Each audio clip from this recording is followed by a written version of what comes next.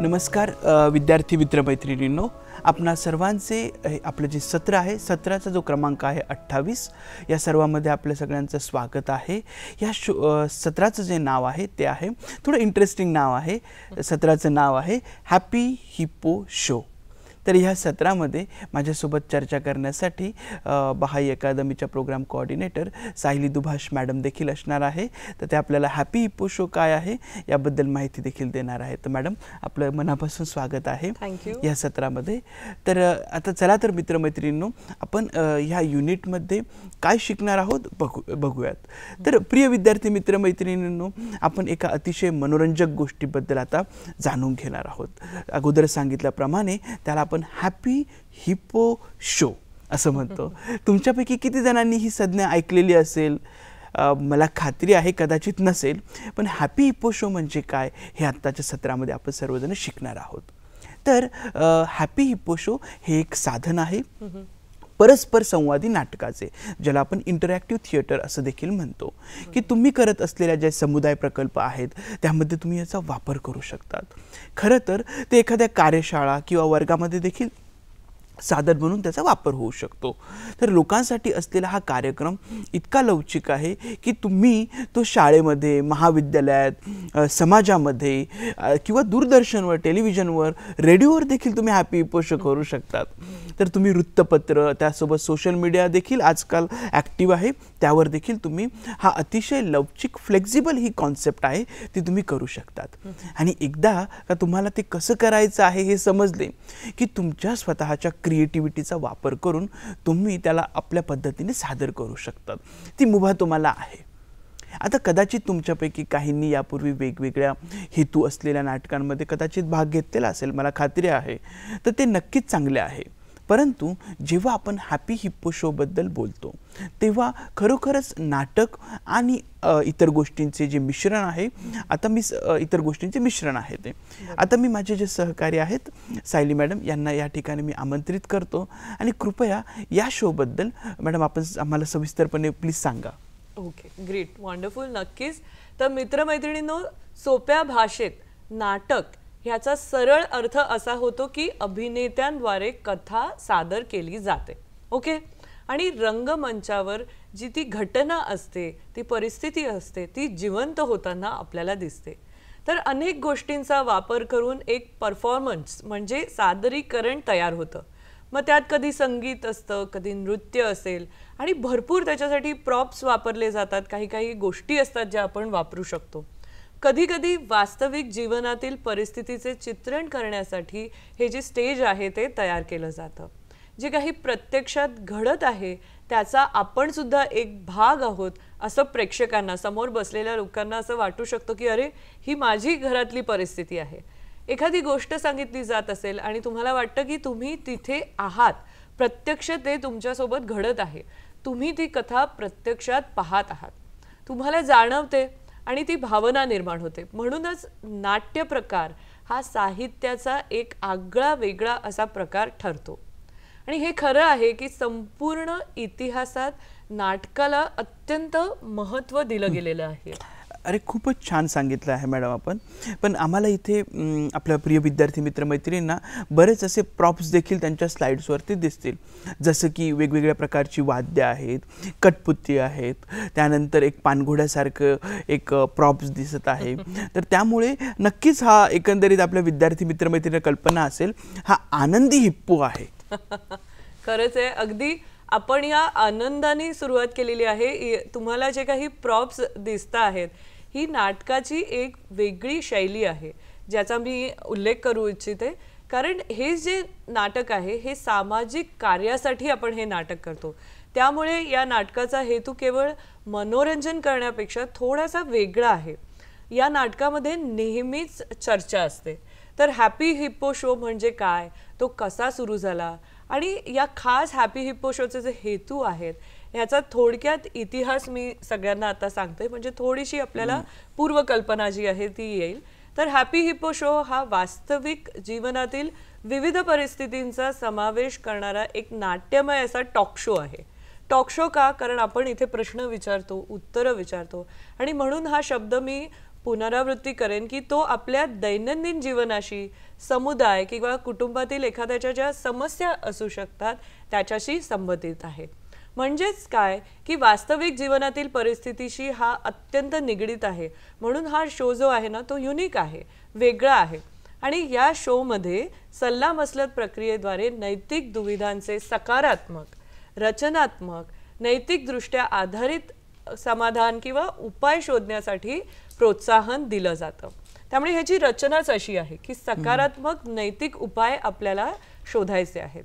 व मला खात्री आहे की प्रिय मित्रमैत्रिणींनाही त्यांनी भेट दिलेल्या या सर्व वेगवेगळ्या जे धडे होते, जे विषय होते, आपण चर्चा करत असलेल्या या सर्व विविध गोष्टी लक्षात असतील आणि ते त्यावर सुद्धा काम आपल्याला करता येतं. हे विविध जे विषय आहेत ज्याच्यावर आपण चर्चा केलेली आहे त्यावर सुद्धा हॅपी हिप्पो शो तयार करता येतो. नैतिक द्विधा आपण आपल्या दैनंदिन जीवनात त्यांचा सामना करत असतो. त्यामुळे हा कार्यक्रम आपण त्या नैतिक द्विधेमधून बाहेर कसे येऊ शकतो यावर लक्ष केंद्रित करतो. आपण एकत्रितपणे काही उपाय शोधू शकतो. तर काही आव्हानं असतात जी आपल्याला सोडवण्यासाठी या नाटकाचं स्वरूप अगदी योग्य आहे असं मला वाटतं. कदाचित ती आव्हानं नैतिक असू शकतील, सामाजिक असू शकतील, कधी कधी वैयक्तिक सुद्धा असू शकतात, व्यवस्थापकीय असू शकतात, कोणत्याही समस्या. मग नाटक, संवाद, संगीत आणि तुम्ही जे काही म्हणता त्या प्रक्रियेतून उपाय शोधले जातात. आणि काही समस्या असल्यास आणि त्याबद्दल चर्चा करणे आवश्यक असल्यास ते आपल्या विस्तारित कुटुंबात देखील आपण ते करू शकतो.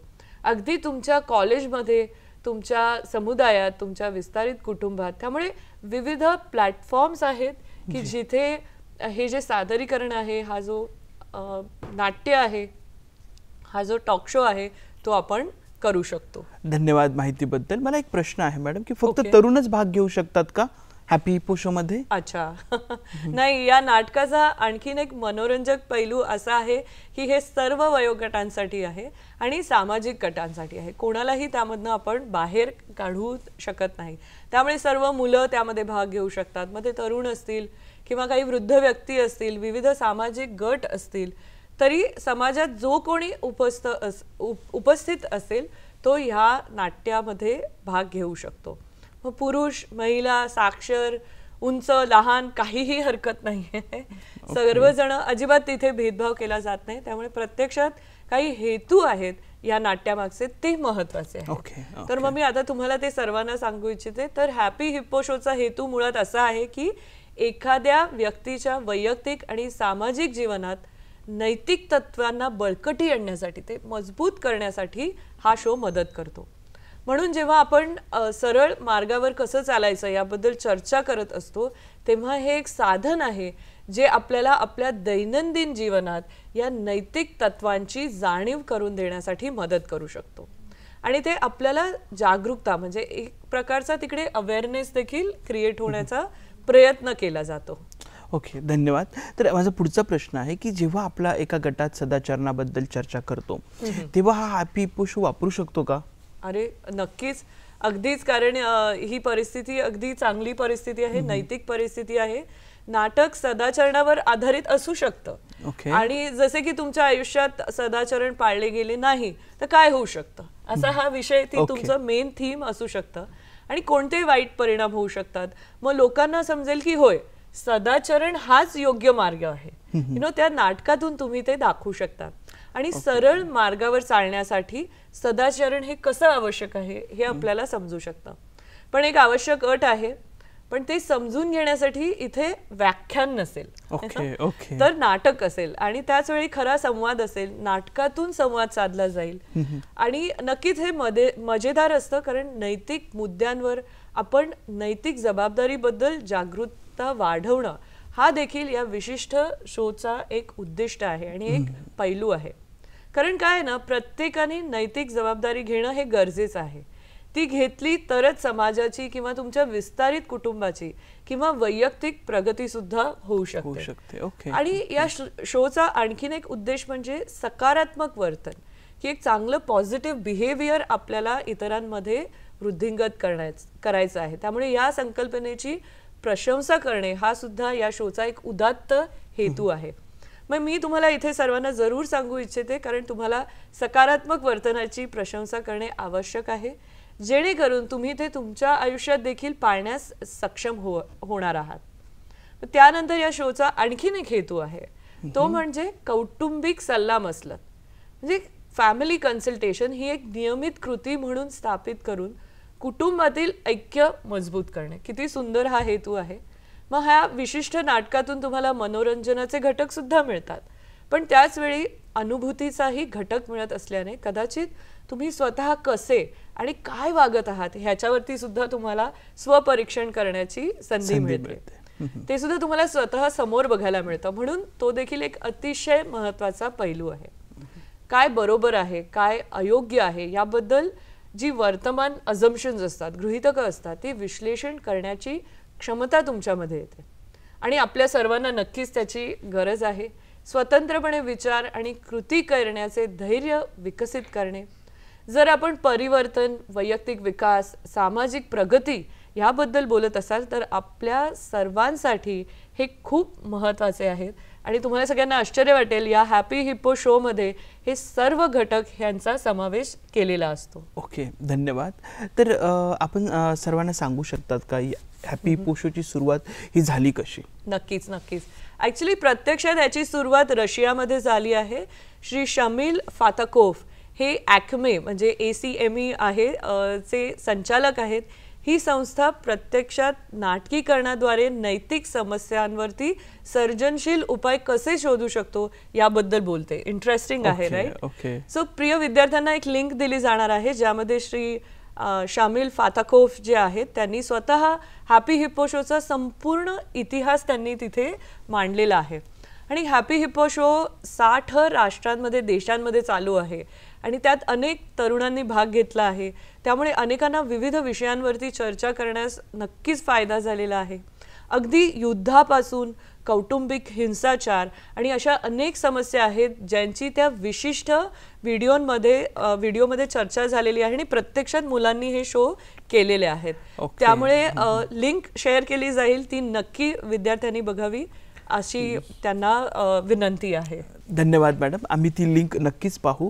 तर LMS वरती जे अध्ययन साहित्य आहे त्यामध्ये सर्व विद्यार्थी मित्रमैत्रिणींना ती लिंक मिळणार आहे. तर तुम्ही प्रॉप्स हा एक शब्द वापरला, तर प्रॉप्स याचा अर्थ काय होतो थोडं विस्ताराने आपण समजून सांगाल का? नक्की नक्की. मुळात प्रॉप्स म्हणजे विविध गोष्टी ज्यांचा हॅपी हिप्पो शोच्या दरम्यान वापर केला जाऊ शकतो. ठीक आहे. तर एक तुम्हाला आता चित्र दिसतंय की हा मिस्टर हिप्पो आहे, तो जगभरात प्रसिद्ध आहे कारण हा हॅपी हिप्पो शो आहे. आणि अर्थातच इतर लहान लहान प्रॉप्स आहेत. तुम्ही पोस्टर देखील वापरू शकता, तो पण एक प्रॉप असू शकतो. तुम्ही तुमची स्वतःची गाणी तयार करू शकता. तुमच्याकडे मॅस्कॉट असू शकतो म्हणजे पर्टिक्युलर त्या नाटकासाठी. मग तुमच्याकडे लहान लहान खेळ आहेत जे तुम्ही हॅपी हिप्पो शो दरम्यान घेऊ शकता. मग संगीताचा वापर करू शकता. चांगले विचार आहेत, म्हणी आहेत, त्यांचा सुद्धा वापर करू शकतात. मग हे वेगवेगळे प्रॉप्स, म्हणून त्याला प्रॉप्स असं म्हटलेलं आहे, जे आपण या नाटकादरम्यान वापरतो.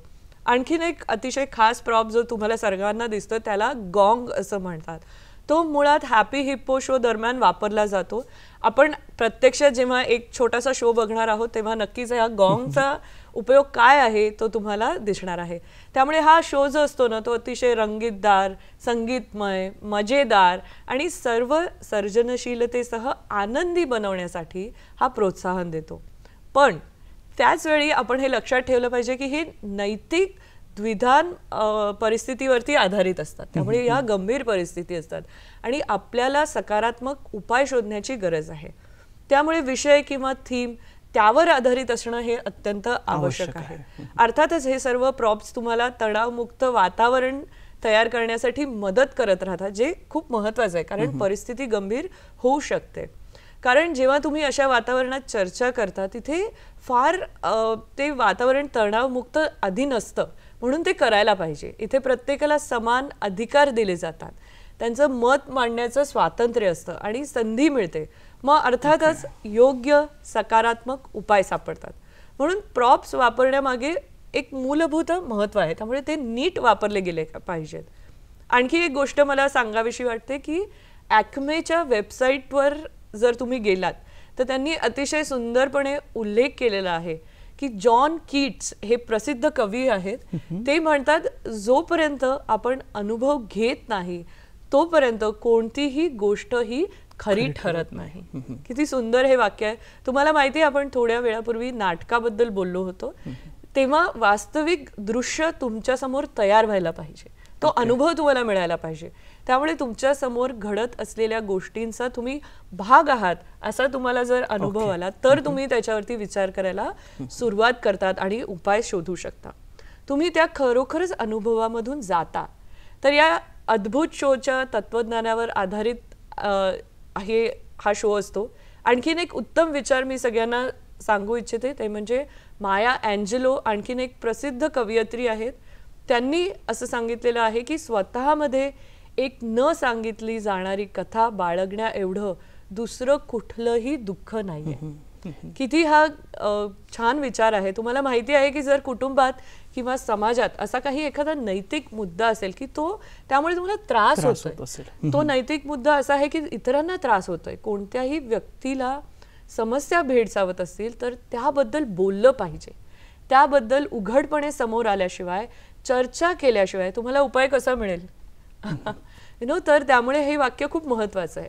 तर मुळात ते या दोन विचारांवर, या दोन अद्भुत विचारांवरती हा शो जो आहे तो आधारित आहे. धन्यवाद मॅडम, तुम्ही खूप छान माहिती देत आहात. आता प्रत्यक्षात हा शो हॅपी हिप्पो शो कसा करायचा याबाबत थोडंसं मार्गदर्शन करावं.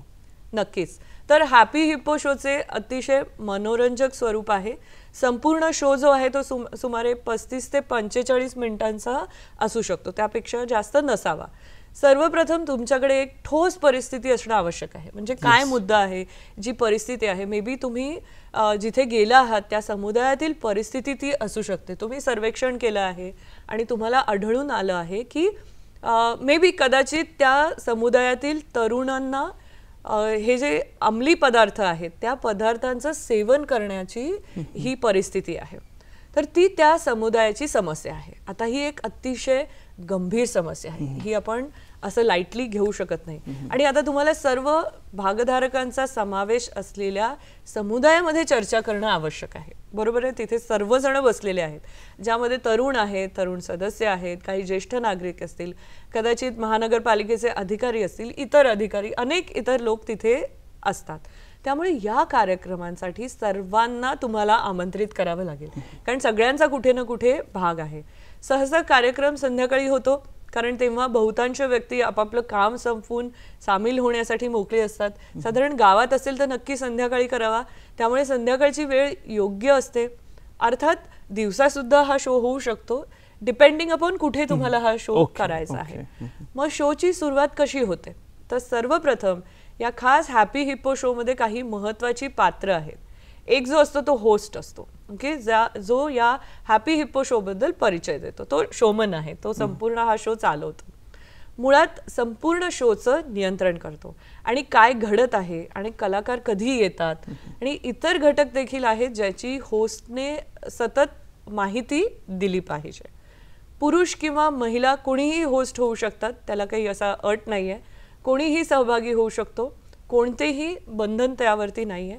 पण 2 होस्ट नसावेत, शक्यतो एकच होस्ट असावा, कारण त्याची एक भूमिका असते त्याच्यामध्ये, जेणेकरून जे कोऑर्डिनेशन आहे, समन्वय आहे, तो अधिक चांगला होईल. तर काय होतं की पहिल्यांदा तुमचं स्टेज आहे, पहिल्यांदा होस्ट प्रत्यक्षात मंचावरती येतो, तो सर्वांचं स्वागत करतो. आणि अशी कल्पना करूया की कदाचित एक समुदाय आहे आणि हा हॅपी हिप्पो शो तिथे आता होतो आहे.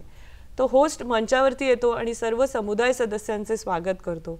होस्ट सगळ्यांना बोलवतो आणि एका विशिष्ट विषयावर नाटक करणार आहोत असं सर्वांना सांगतो. म्हणजे विषय काय आहे तो सगळ्यांना सांगितला जातो.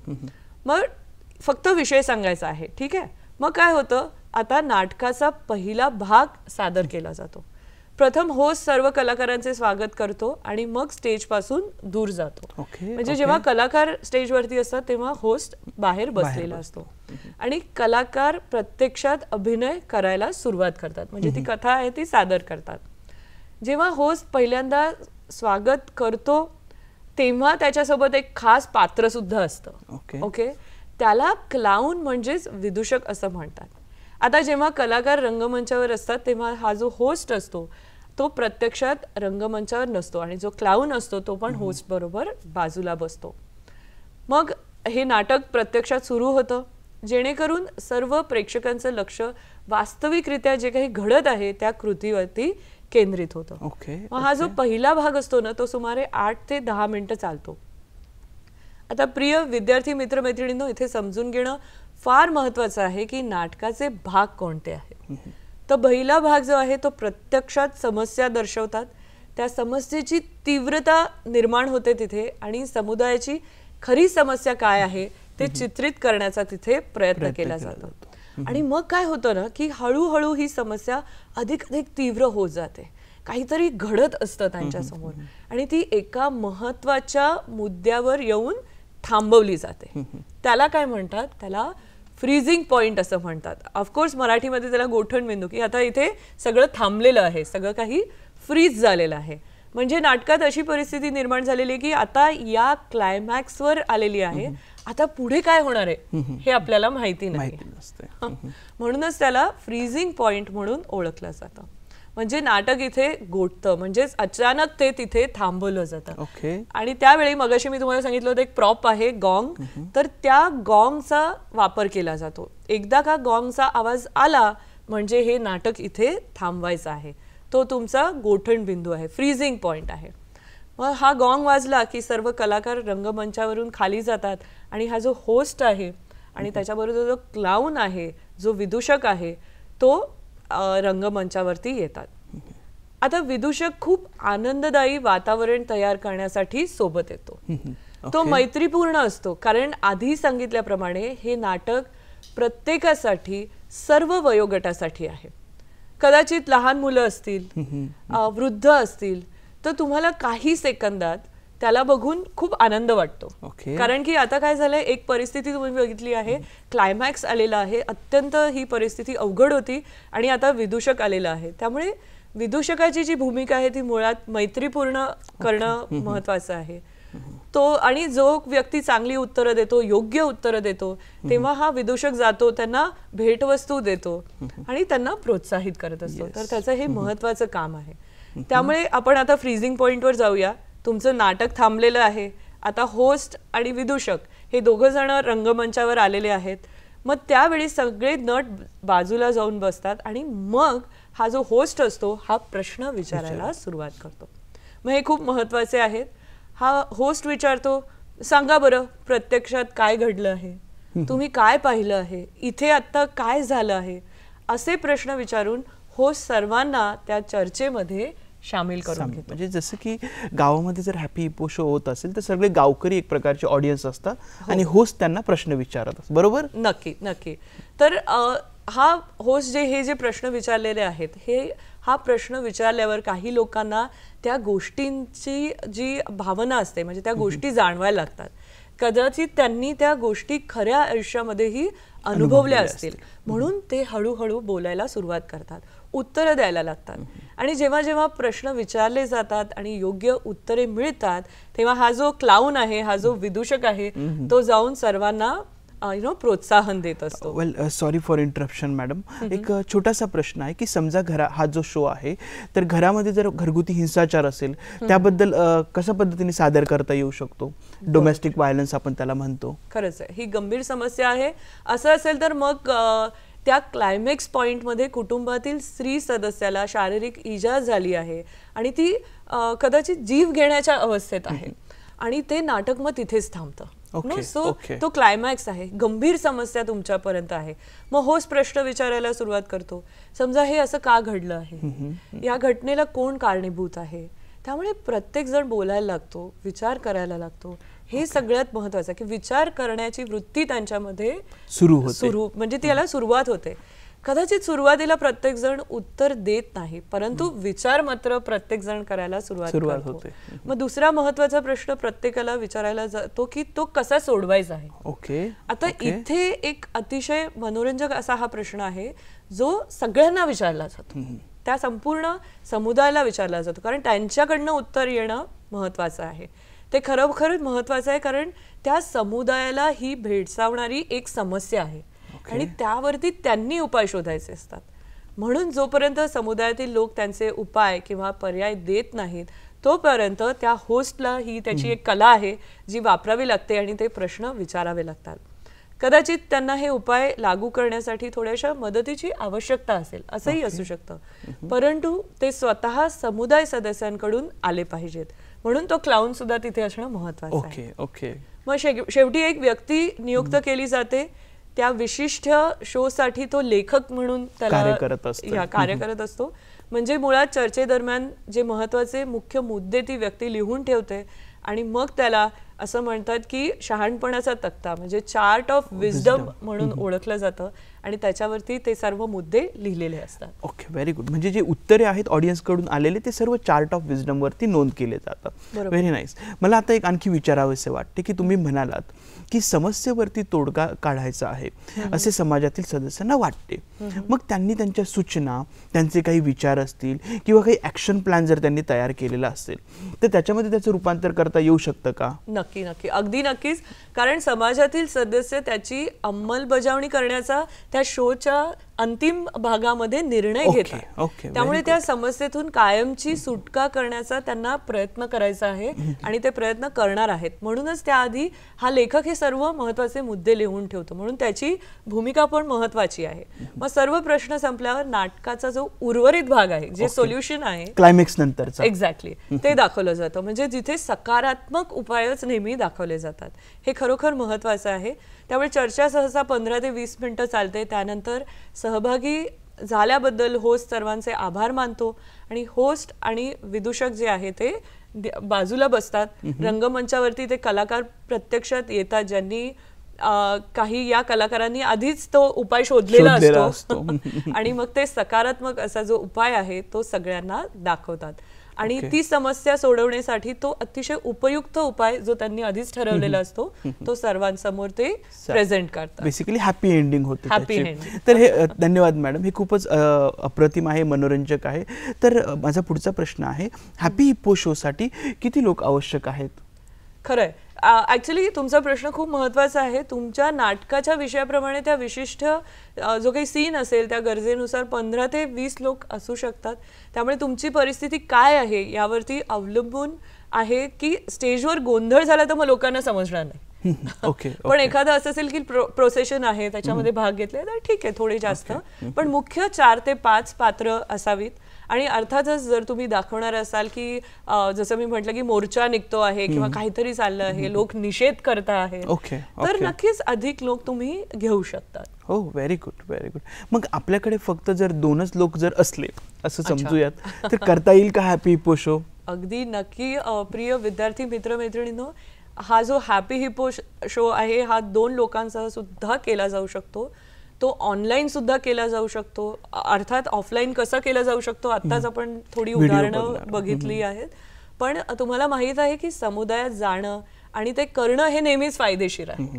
ओके, परंतु रेडिओद्वारे देखील आणि जसं मी सांगितलं की ऑनलाईन एखाद्या कम्युनिटी समोर सुद्धा तुम्ही तो करू शकता आणि आम्ही प्रत्यक्षात असं केलेलं आहे. चर्चा सुद्धा त्यावरती केलेली आहे. अगदी पुढचा प्रश्न की एकपात्री प्रयोग करू शकतो का आपण? अगदी नक्की.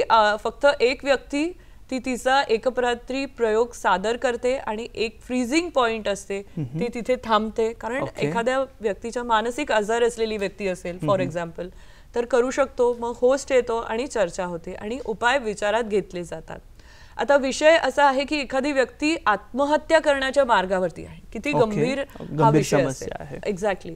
अशा परिस्थितीची कल्पना आपण जेव्हा करतो तेव्हा त्यामुळे त्या व्यक्तीच्या मनात येणारे विचार कदाचित तिने लिहून ठेवले असा एखादा सीन असू शकतो आणि ती वाचून दाखवत असेल. त्यामुळे कलाकार किती असावेत या बाबतीत इथे फ्लेक्झिबिलिटी आहे, बरीचशी लवचिकता आहे, सर्जनशीलतेला खूप वाव आहे आणि प्रेक्षकांना खूप इथे गुंतवून ठेवणं हा महत्वाचा उद्देश आहे, हेतू आहे. त्यामुळे तुमच्या नैतिक दुविधांसाठी सर्जनशील उपाय शोधणे ही ह्या शोची एक टॅगलाईन आहे असं मी म्हणू शकते. Very nice, very nice.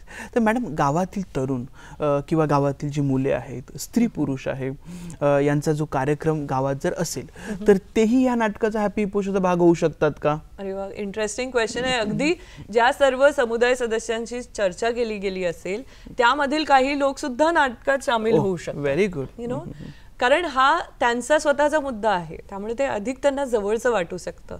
त्यांच्यासाठी चर्चा केली गेली आहे, त्यामुळे त्यांनीही माझी जबाबदारी आहे असं त्यांना वाटायला लागतं, किंवा त्यांनीही असं त्यांना वाटतं की माझी थोडीशी मालकी आहे आणि ते प्रत्यक्षात खूप छान सहभाग घेतात. असा आमचा एक अनुभव मी सांगू इच्छिते.